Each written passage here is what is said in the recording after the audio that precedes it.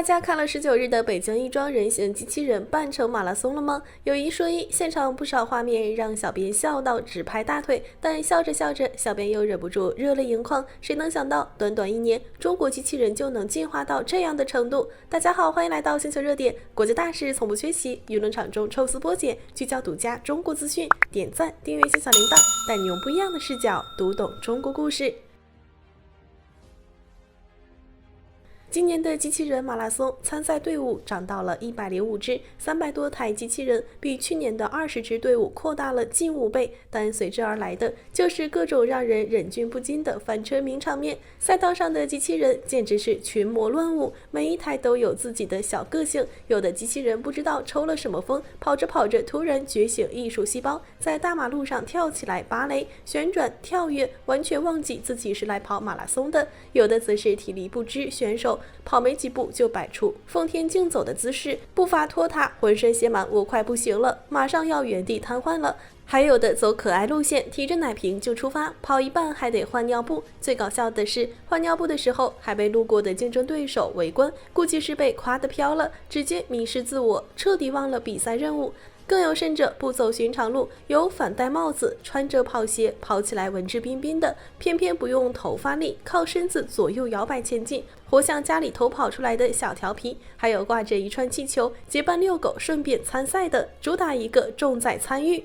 单臂摆动发力的，看着挺励志，结果跑着跑着就跑偏了方向。更有顶着浴帽就匆忙赶来的，活脱脱机器人界的尼古拉斯赵四。还有和交警撞皮肤的，一身制服范儿，不知道的还以为是来维持秩序的。这一通看下来，真的笑到直不起腰。不过笑归笑，小编越看到后面越觉得自豪。众所周知，去年的冠军是优必选和北京人形机器人创新中心的天宫奥乔，成绩是2小时40分42秒，比人类业余跑者的水平还要慢。也正因如此，国外媒体的嘲讽铺天盖地而来。日本媒体直言，中国人形机器人就是个笑话。美国媒体更过分，直接调侃这哪里是机器人，分明是会走路的玩具。国内网友也忍不住自嘲，别加油了，给他充会儿电吧。当时硅谷的机器人大佬们估计当晚睡了个安稳觉，波士顿动力的工程师们可能还在偷偷笑话我们连机器人走路都没学好，但他们不知道中国人的骨子里从来都有越挫越勇的韧劲。被嘲笑不可怕，可怕的是不敢直面差距，不愿奋力追赶。而我们恰恰最擅长在嘲笑中默默发力，在失败中快速成长。仅仅1年时间，同一个赛道，中国机器人就用实力告诉了全世界什么叫中国速度。赛道起跑线上，一台通体红色、关节紧致的机器人格外显眼，它叫闪电，是荣耀旗下的参赛选手，站在那里就像一把出鞘的刀，沉稳又有力量，和去年那些踉踉跄跄的铁疙瘩形成了鲜明的对比。发令枪响，闪电弹射起步，那根本不是机器人的跑姿，而是和人类一模一样的姿态，摆臂、送髋、蹬地，每一步都干净利落，每一步都精准的像经过1000次计算，步伐稳得像缝纫机的针脚，哒哒哒的扎在赛道上。5公里配速2分20秒，这个速度比奥运会1500米冠军的配速还要快。而他要跑完整整21.0975公里的半程马拉松，赛道边一位美国记者的下巴都快掉下来了，对着摄像机嘶吼的话，后来成了全球头条。This is not a robot, this is a cheetah。翻译过来就是这不是机器人，这是一头猎豹。10公里，闪电全程不减速，身后的逐日破晓2台机器人紧追不舍，3台机器像3枚导弹撕裂空气往前冲。15公里，赛场上的人类选手竟然被闪电套圈了。没错，在马拉松赛道上，人类被一台机器人套圈了。这在以前是想都不敢想的事情。20公里，闪电开始冲刺，它身上的液冷系统全功率运转，散热管道里的冷却液像血液一样奔涌，自研一体化关节模组能输出400牛米的峰值扭矩，这个力量足以一脚踹飞一个成年人。可它依旧稳定的奔跑，稳得令人发指。全世界数千万人盯着直播屏幕，从东京到纽约，从柏林到硅谷，所有人都在见证这个历史性的时刻。最终，闪电撞线，计时器定格在50分26秒，而人类半马世界纪录是57分20秒，它比全人类最快的人还快了将近7分钟。要知道，在人类马拉松历史上，把世界纪录提高2小时，花了整整100年，而中国人只用了1年时间就把机器人斑马成绩从2小时40分提升到50分26秒，快了整整110分钟。更震撼的是，亚军成绩50分56秒，季军53分01秒，前3名全部跑赢了人类斑马世界纪录。当第3台机器人冲过终点的那一刻，解说员的声音都哑了，全网弹幕炸了，全世界的社交媒体都疯了。波士顿动力的前核心工程师看完比赛后沉默了很久，给同事发了一条消息，后来被截图传遍全网。我们还在调试不平坦地面上的双足行走，他们已经在破马拉松世界纪录了，这不是竞争，是一场葬礼。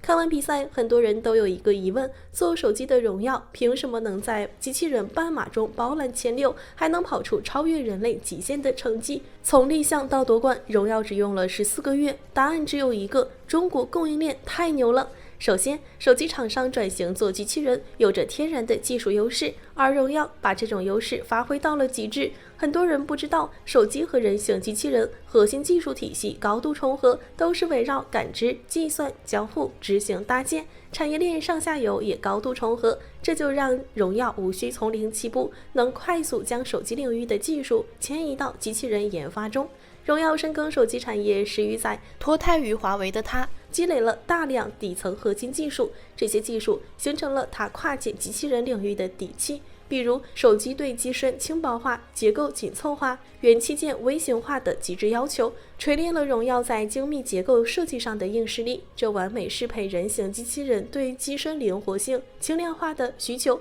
更关键的是散热技术，手机厂商最擅长解决散热难题，而这正是机器人长跑的核心痛点。荣耀闪电机器人身上搭载了华科冷芯的悬浮液冷泵，每分钟转速高达2万转，能实现全功率散热，让电机全程保持31.5度恒温，21公里跑下来不发烫不降频，这就是手机散热技术的完美迁移。要知道，去年的机器人大多依赖风冷，跑一会儿关节就发烫，速度骤降，甚至直接中暑倒地，而冷液技术的应用彻底解决了这个难题。除此之外，荣耀还把手机的折叠屏铰链技术用到了机器人关节上，让关节更灵活、更耐用。用手机的 BMS 电池管理技术，把机器人的续航从5公里直接提升到21公里，完美支撑半程马拉松的需求。这些看似简单的技术迁移，背后是荣耀10余年的技术沉淀，也是手机产业与机器人产业深度互通的体现。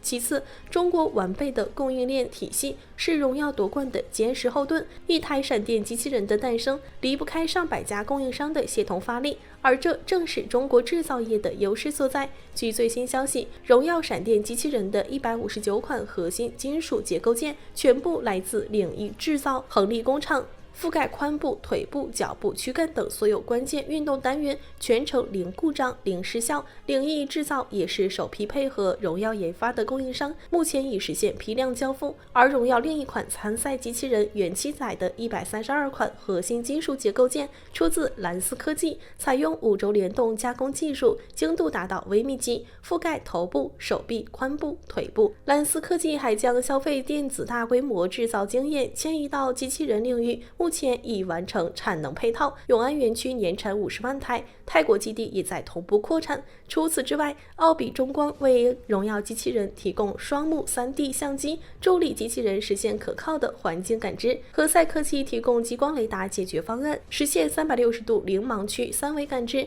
瑞声科技则提供头部及腿部核心运动单元的精密结构件，保障机器人步态平顺。小编想说，荣耀的胜利从来都不是单一企业的胜利，而是中国制造业的胜利，是中国供应链的胜利。那些曾经嘲笑我们造不出好机器人的外媒，如今不得不承认，中国机器人技术已经突飞猛进。美国媒体甚至表示，这是人类与机器关系的转折点。但比冠军更重要的是荣耀的复制能力，这也是最让全球同行忌惮的地方。在机器人行业，一台样机跑得快，只能证明研发团队能把一个点打穿，而多台机器人同时跑在前面，证明的才是平台能力、测试体系、整机一致性和品控能力。尤其是在21公里的复杂赛道上，这种可复制性比单个冠军更难。未来，相信我们还会诞生更多像荣耀闪电一样的机器人，让中国制造惊艳全世界。好了，今天的内容到这里就结束了。